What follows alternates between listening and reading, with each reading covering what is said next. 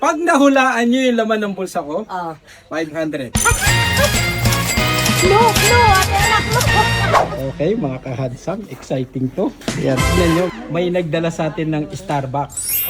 Guys, dahil dumating ang BFF ko, bibigyan ko siyang chance manalo ng $500 kung mahulaan nila yung laman ng bulsa ko.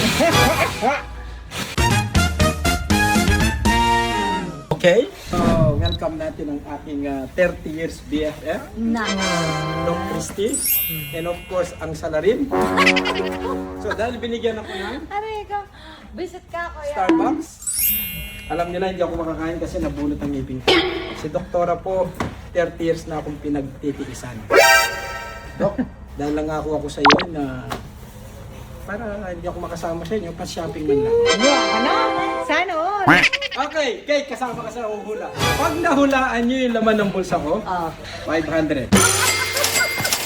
No, ate anak mo.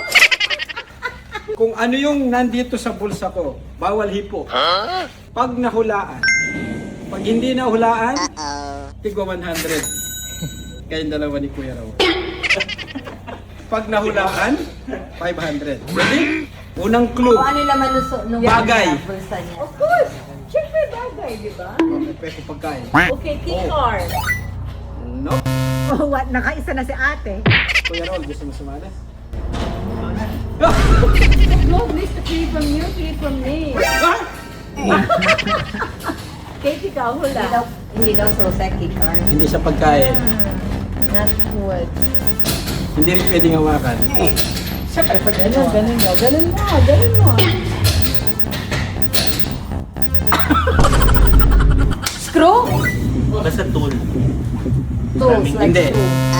Hindi daw, dalawa na. Ito. Clue talaga to. Nakikita ito parati sa clinic mo.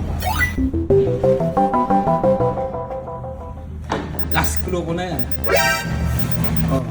Dahil matalo ka man, bibigay ko na 100 mo.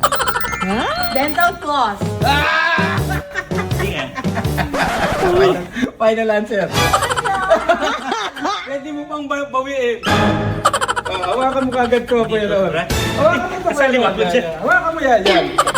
Hindi nyo man mahulaan, yan na yung premyo nyo. Sa clinic. Bibigyan kita ng last chance. Hindi, hindi mahaba eh. Again, can you do it like X-ray. Come on. Dali, may nakikita ko eh. Toothbrush! Sabi mo, lock it in. Pag serious ka na. Lock it in, toothbrush! Sa halagang $500, pinagpalit ang sagot sa toothbrush. Eto po!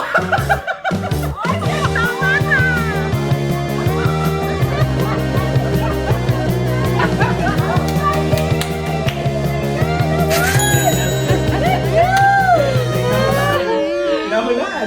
Galing ah, unang